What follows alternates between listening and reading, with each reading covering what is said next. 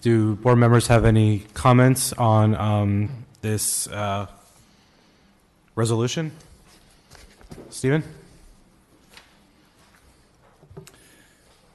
I do. Yes, please. Yeah. I'm new to the board, but have been involved in the process, and I think that's just something for those that maybe aren't as familiar with me. I got involved with Measure S, and I'm very familiar with the issues and why Measure S passed. I knocked on doors all over Hermosa, met with many residents, community members. I mean, it was really good and enlightening to hear all sides. I think as part of that process, we've heard about the number of meetings, the collaboration, etc. And I think there's been a lot of good ideas. I'm just proud of a community that I think has come together. It passed a super majority for Measure S. It's that Measure S is a good thing for our kids, and it's a good thing for all of us. So I think that I think we'd all agree with that. On a very high level, we're replacing an elementary school which has existed since 1924 with an elementary school. It's not a high school, it's not a preschool, it's not got other factors, and I think that's again just these are somewhat obvious comments, but I think it's important to state. It's great to hear from the community, particularly those here now and who have sent letters, etc. I mean, supporting the need to have the school in the community and at North School. That's it's great that we have that. We've all. I see the amount of paperwork on the up here. We've all read. All of this stuff Pat mentioned, we've all walked around it. I mean, we live, we cycle around with our kids and we're there. I got to walk around it with the city manager and with Pat and review the plans and talk about it. That was a really important thing, I think. It's difficult. We haven't got the images here, but, actually going and seeing the challenges, the realities of being this wonderful beach city, but with so many people, in a small area, and actual homes, interwoven into the school site.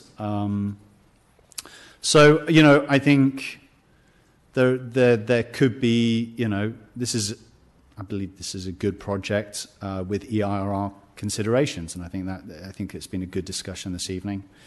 I think that the standard of review and the process, the transparency, the diligency has been important. It's been important for the community. I think that hearing that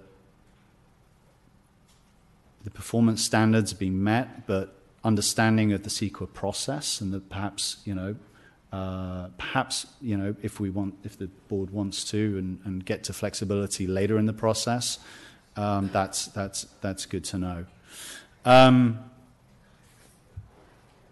think there's a lot of thanks as well. Not necessarily this is probably the appropriate stage to go through a long list, but just there's community, whether input, collaboration to get to mitigation factors, staff, superintendent, everyone. The community that's come together to get the measure passed, and those that have now had input to circle here. I think again I'm very proud of the community to have done that. I think it's respectful and reverential to what we are going to be taking a motion on, and thank you. Thank you. Monique? Yes. First, I just want to give a little context to some of the things that came about through the question and answer process. And as the person who's probably followed this the longest, besides Pat, because I was the chairperson of the FPAC, I think I can speak with some degree of authority when I say that we are here where we are today as what we have before us represents the will of the community in many ways. Measure S itself is a response to Measure Q. It reflects the reaction of the school board to listen to the community and to incorporate solutions to not take up the usable space of Valley Park as was proposed in one of the options for Measure Q that the community found unpalatable. And there are several other instances of how Measure S incorporates the will of the community and should be seen as a mitigation measure in and of itself. North School to be used as a 3rd and 4th grade. That came about from one of the most robust community meetings that took place. And I can tell when people come up to the podium who jumped in when. And I can tell you very few people have been here through the long haul, because that was an early meeting. And again, that was in response to Measure Q. And the discussion was, we want the population to be small. If we made it a neighborhood school, K through 5, we would have much bigger numbers. 3rd and 4th was a way to settle on a grade combination that would keep the population of this school at about 300. And that is the plan currently. And I will say at that meeting, too, there were many tears shed over how unique our town is, that we keep our grades together, whether it's the ability for teachers to collaborate on at one school site, whether it's the camaraderie that comes not only from those teachers, but from our students. And old-timers showed up, people who've gone through this school district, who've benefited from keeping the grades together. The overwhelming will of the community in that meeting was to keep the grades together and to keep the population of North School reduced below what a K through 5 would allow.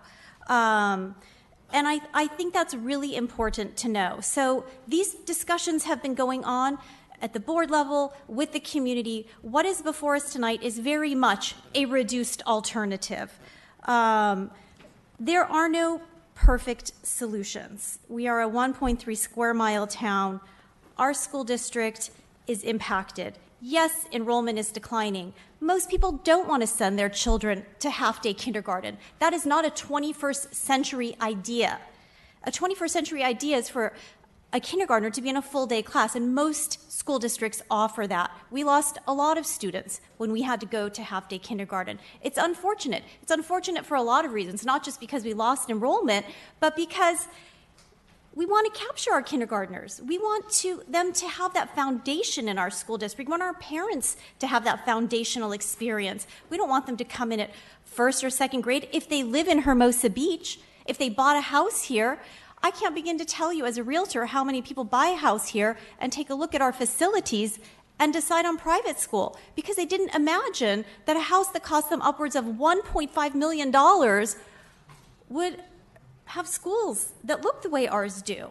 It's really shameful at some point, and it's not for a lack of effort, because the school board over the years has tried and tried and tried to convince this community to value our schools, to value our families.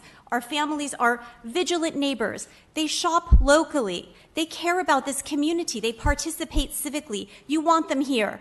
As somebody who founded Hero, I can tell you many people told me that if Measure S hadn't passed, they would move out of this town, and I wouldn't blame them.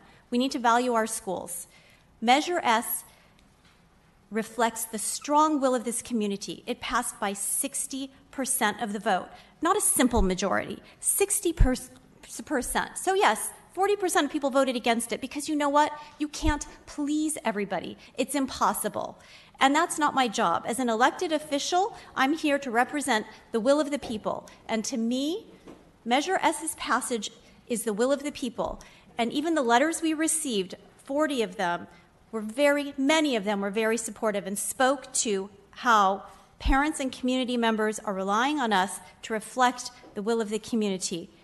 I recognize that this is a process that will be ongoing inevitably. Every construction process is, whether you redo your bathroom or your kitchen or a school, it's a very living thing.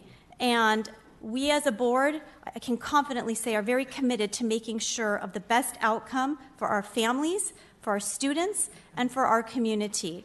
And with that being said, I have to tell you that I have confidence that our relationship with the city will remain strong, and this dialogue will continue to the benefit of everyone, and that our service providers did an excellent job to give us the information we need to make a decision this evening. Thank you. Thank you. Jen?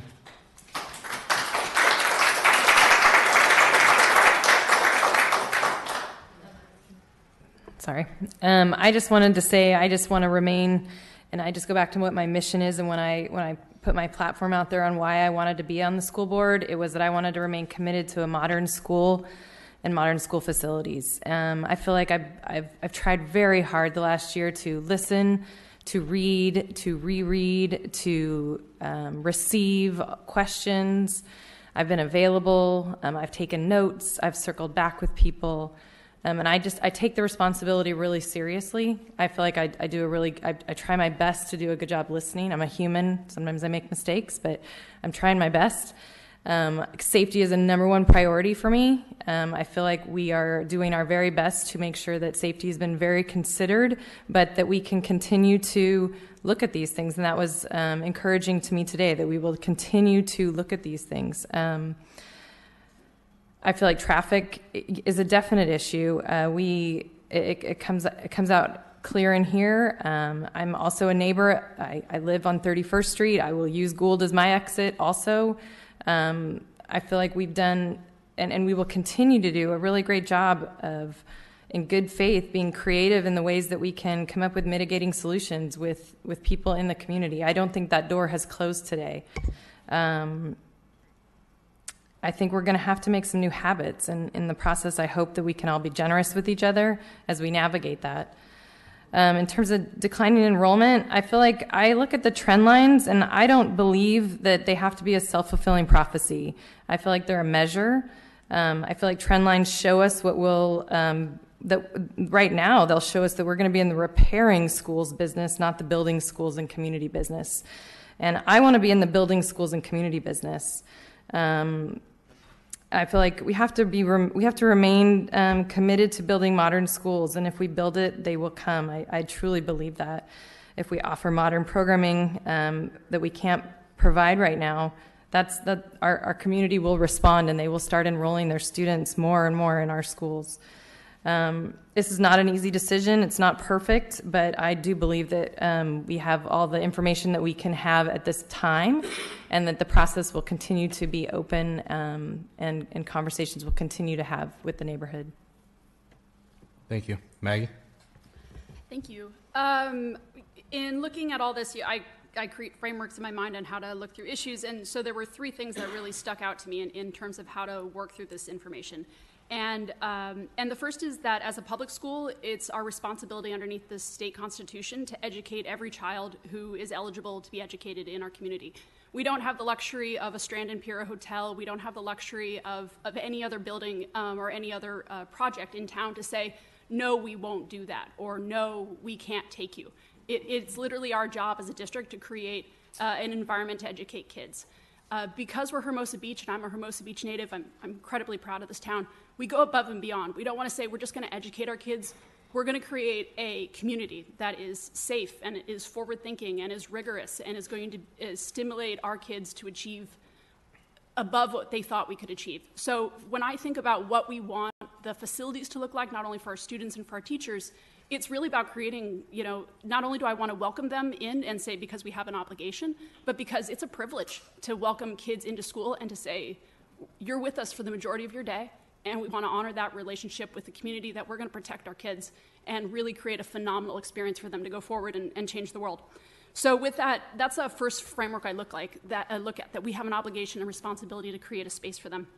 I think as former Mayor Barks pointed out, that the school population in his lifetime went from, I think he said 400 to 2,000. I only looked at the past 30 years, so not to age out Mr. Barks, but the look that I looked at was 650 to 1450 was the span of the population that we've experienced in the past 30 years.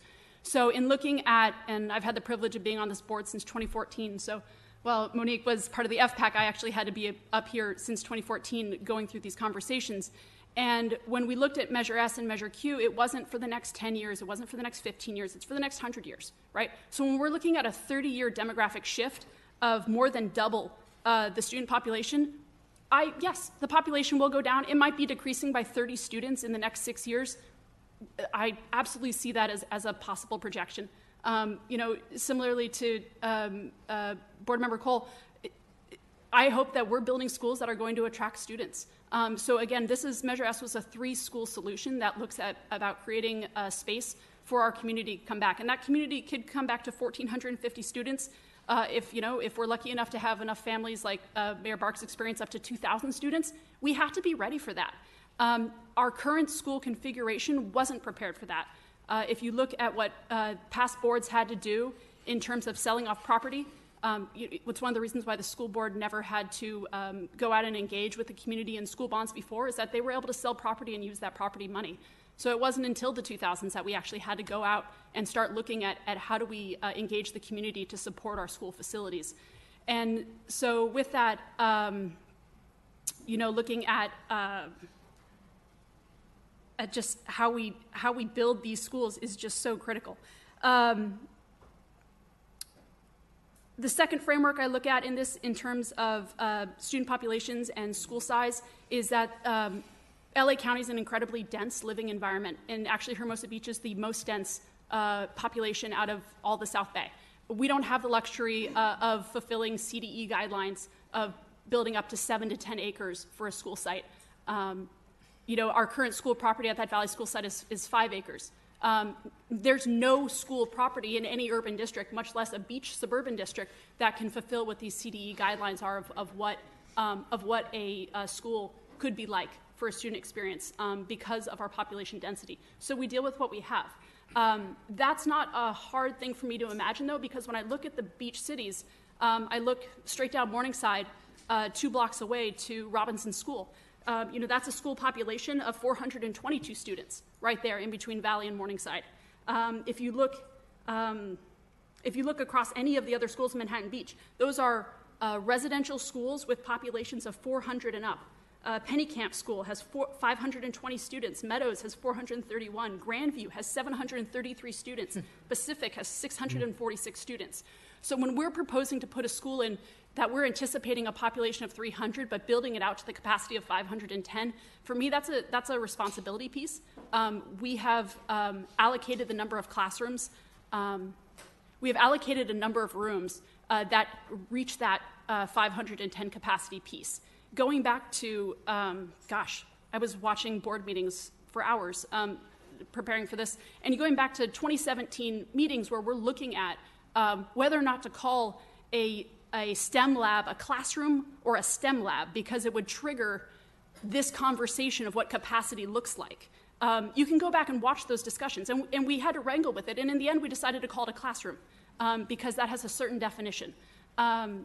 But for me, that's an okay thing because we plan on using it as flex space. We have incredibly creative teachers. You got to see Ms. Gill tonight, who was taking her STEM students, and the fact that we have a Spark Lab where our youngest students get to do hands-on project-based learning with science.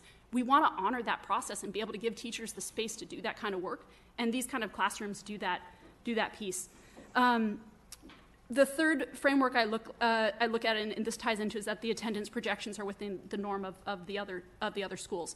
So again, when we talk about density, we do work within the space that we have. We talk about attendance. We are in line with all the other surrounding beach cities. And then we look at our obligation and our rights as a school district and as a school board to educate and welcome every student in.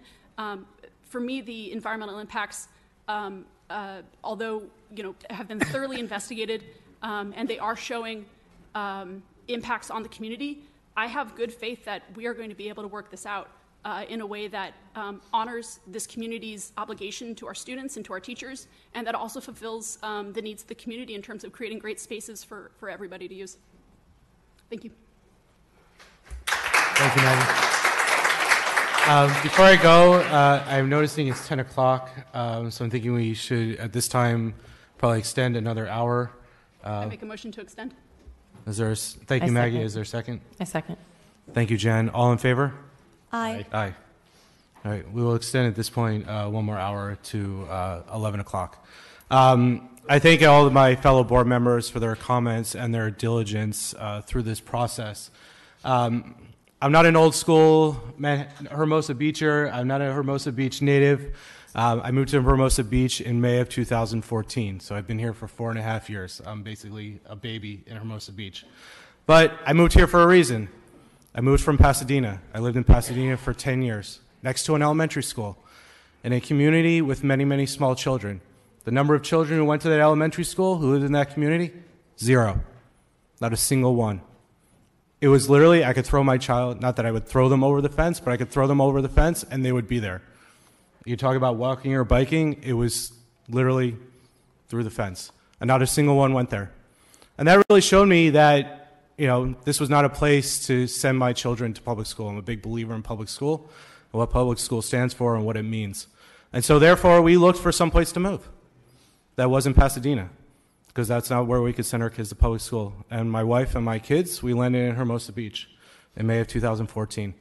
As we know, Measure Q was on the ballot in June of 2014. It failed by 32 votes. That showed me a little bit of what Hermosa Beach meant and what it valued and whether this was truly the right place for us. And we did. We thought about it. It was like, who doesn't pass a school bond? Pasadena, nobody sent their kids to public school, but every bond passed. No problem. No campaign, no nothing. No question. They invested in their schools. Hermosa Beach showed us at that time that they did. And so the school board went to work. They did a lot of really hard work. Maggie came on. Monique came on. Patty, Mary, Carlene, the whole group went to work working with the community, holding however many workshops we could count. I attended many of them. I couldn't count them either. And they came up with the plan for Measure S, and we got involved. Stephen got involved. Monique was involved. We were all involved. And that's how we came to the plan that was passed by, as everyone said, a supermajority of the voters. And now here we are 2.5 years later, discussing the proposed project and the certification of the EIR. And through that process, I think it has been truly a collaborative process between the community, the school board, the city. The process has not been perfect. The project is not perfect. Nothing is perfect. We've tried our best to get it as good as we can get it. I think we've done that. I think you can see the volume of paperwork that's been gone through, and that's just the what we'll call the final paperwork, not all the drafts and everything that was viewed. It doesn't touch on all the detailed drawings that I know he's done and presented to DSA and everybody else through that, and I think this is a good plan. To talk specifics on the plan, I don't have much to add that the other folks haven't said, but I'll add the key points that I want to reiterate. First of all, as Stephen said, this is an elementary school replacing an elementary school. This isn't, as I think Mark said, an airport replacing an elementary school, an oil refinery, an oil derrick, a train station, a car dealership, anything else. It is an elementary school replacing an elementary school. As Monique had very well said, our schools are currently overcrowded. Maggie is saying the same thing. Everybody said the same thing. Talk to my children who go to half-day kindergarten. Talk to me who sends their children to half-day kindergarten. You put it very well that is not a 21st century idea. Talk to my daughter when she can't take her AR quizzes because they have to have teacher training in the library where they take their AR quizzes. She can't look at the books. She can't take the quizzes. She can't do what she loves to do every day because they have to use that space for training. I understand it has to be done. It doesn't mean she's not upset about it. Go up to View. Look at the portables that are added that take up half the playground. That space should be playground. You talk about wanting open space for the children. We had to take it away from one of our other schools to make space for all the kids that there was no space currently for. So that's kind of a mute argument, in my opinion. There's been a lot of talk in the last, week about the use of Valley Park. There was a flyer that was sent out. There was some talk at the city council meeting last night about using Valley Park. That has never been part of the plan. Nathan spoke very nicely earlier about how we've continued to shrink any incursion into the park due to the projects over time. I know Pat put together a very nice chronological showing of the diagrams and how that's happened and how we've reacted to all of the community feedback around the park and listen to what that has meant. There's been a lot of talk about the 510 students as well, and the use of it, and use at all the 3 school sites about the use of every classroom to fit 30 kids. Schools aren't comprised of just I don't know what the right term is. I'll call them core classrooms or main classrooms, where you teach English and math and history and science and everything else. You need music rooms, you need art rooms, you need labs, you need STEM rooms where Miss Gill and my daughter can create the balloons overview. You need libraries. These are key important pieces. You need, in the 2019, you need computer labs. You need computer rooms. You need all of these things. And so these classrooms, we're building flex spaces. That's one of the things that we've built into the design, is using all these rooms as flex spaces so they can be all of these things. And that's what schools need, and that's what these kids deserve. They deserve to be able to have all these activities and not be cramped into every single room, or using the NPR, which we've done, using the library as classrooms, which we've done, using every single nook and cranny in every single school. That's not fair to them. It's not. So that's why these, you talk about how you want to build out and things on that. There was a letter that was sent by the North School neighbors. I have a copy of it right here. It's dated March 5th, 2015. That was after the failure of Measure Q and while we were developing the plan for Measure S. And it's titled North School Recommendations. It has a series of ground rules and a series of recommendations. Now, I'll really admit, not everything on this letter was followed to a T. Not all of it can be done. It's just not possible. And we've done our best to meet all these things. And we've done a really good job, I will admit, the school board and the school district and everybody who's helped along this process. The recommendations: schools should be built for 3rd and 4th graders or older. Done. Utilize the existing 40-space parking lot for staff. We're not utilizing the existing 40-space parking lot. We're moving the 40-space parking lot, but we're doing that piece. Utilize the existing parking spaces around the perimeter of the school. We're using that for load-in and drop-off. Traffic mitigation: there will be traffic issues. We know that.